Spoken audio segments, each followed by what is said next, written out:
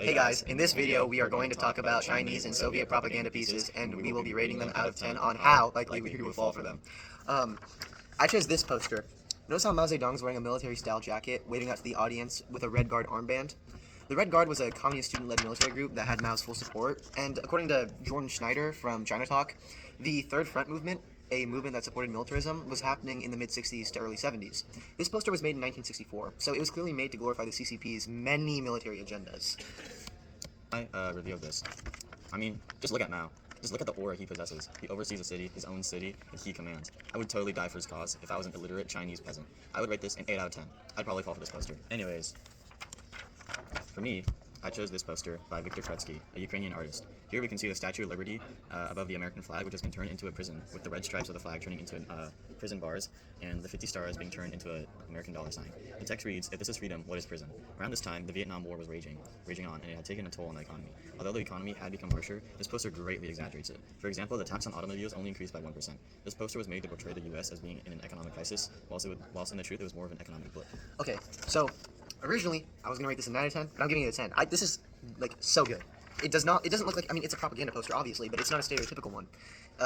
It comes off as a political art piece, but you know, we can clearly see what they were going for. They were trying to demonize the U.S. This is a 10 out of 10. Next poster. This one's cool because it mainly shows the focus on unity in China. You can see many proud citizens of China in the background, a courageous young man wearing the Red Guard armband and holding a little red book. But it's interesting to note how everything in this poster can be linked back to Mao, even though he isn't directly there. The thing that really sticks out obviously is a little red book, you know, a book of his teaching, his quotations. The poster essentially implies if you want to be a model young man like this guy, you have to follow the word of Mao and Mao only, no one else. According to the Association of Asian Studies, the failings of the Great Leap Forward weren't pinned on anyone. No one who was even slightly connected to Mao would be blamed in order to keep up his public image. And it's really interesting to see how this poster was made a little bit before the Great Leap Forward started. Boring though. If I was a Chinese dude in the Maoist era, I feel pretty proud looking at it, but I don't think I'd be convinced to change my political views for this poster. Rather, it would maintain my positive views on China. If I were already a Chinese communist, I'd rate this 7 out of 10. If I wasn't Chinese, it's a 4 out of 10. For my next poster, we see an African American man laying down with his eyes closed and with a limp body. The background with the blood covering the city and him suggests that he was killed by, I don't know, some dude, some violent. The text reads, "The shame of America." Surprisingly, at least to me, in the early Soviet Union, they were very anti-racist. Shortly after the Russian Revolution, Soviet Russia took up anti-racist and anti-imperialist views. Even in their art, they are anti-racist and open-minded in their portrayal of black people, as seen in the Soviet film Black and White. This poster is also created by Viktor Kretsky. This one I like. Unlike, you know, my last two previous posters, it doesn't glorify its home country. It demonizes another one. But, again, it's unique because it stands out. It looks more like a political art piece, again. And it's doing the whole thing where you're trying to make the U.S. look like a common enemy, things that many authoritarian regimes do. It's less appealing visually, but it has a really powerful message. So I'd give it an 8 out of 10. It's pretty good. I'd fall for it. Here's my last poster. It's super fantastical and idealistic. It showcases average people crossing the sea for a better life, carrying farm equipment. Even here, we can see a little bit of militarism in the background with a goofy image of what I'd assume to be Mao Zedong riding a missile, or what Julius likes to call it, Missile Mao. It's supposed to evoke excitement and provide faith in the Great Leap Forward for Chinese citizens. You know, I've said this many times, but it's super fantastical. They're gliding on water. There's this, you know, young man leading them. Lots of Chinese culture shown here too. The entire scene is twisted to look like a party. Britannica's Walter McDougall tells us that Mao was a romantic revolutionary with an unquestionable bent for cruel or irrational theatrics on a gigantic scale. And even though this doesn't look cruel, these are theatrics on a gigantic scale. These are theatrics on a gigantic scale. This reinforces the scene shown by the poster, going to the unknown with a smile on your face. Now that's freaking awesome. When I saw Mao on that missile, it awakened something inside of me. I felt the fury and the might of Mao Zedong. Shit, this might make me into a communist. This is a beautiful work of art. It includes everyone in society and elevates them to an almost deity-like level as they follow Missile Mao into the heavens. I rate this a 100 out of 10. I am a communist now. For my next poster, we have this.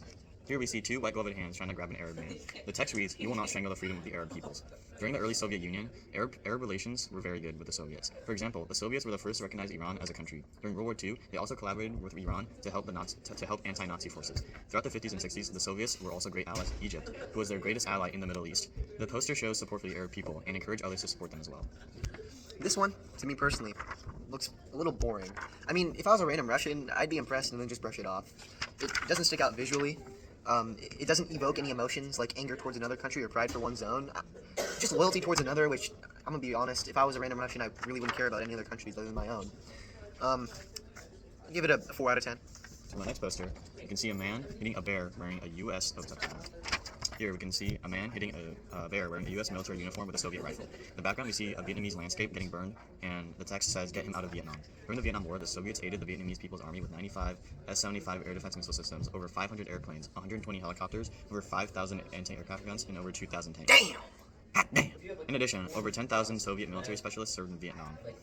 This poster shows the feelings of the Soviet people as they think the intervention of the U.S. in Vietnam is pointless and harmful. Nice analysis, Brawl. Thank you, Ball. Again, being a Russian citizen, I'd brush it off. It wouldn't really appeal to me.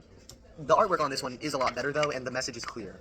Being from Vietnam, I'd probably approve of it, but just as a Russian, I wouldn't put much thought, so I'd give it a 5 out of 10. My next one, my second to last poster. This one is kind of simple for analysis. But here, we see a shorter man holding a pipe behind his back and lifting up the chin of another man. Although in the background, it is twisted to show that the shorter man holding a knife and choking the other man. The text reads, "Do not trust him. The kulak is the most hardened enemy of socialism." The kulak is, in Russian and Soviet history, is a wealthy or prosperous peasant who owns a lot of land or animals. A pretty un-Soviet thing. This poster aims to demonize the kulak to the people of the Soviet Union. This one's pretty good. I originally thought of it as an 8.5 out of 10, but it's a 9. It's a 9. I like this one.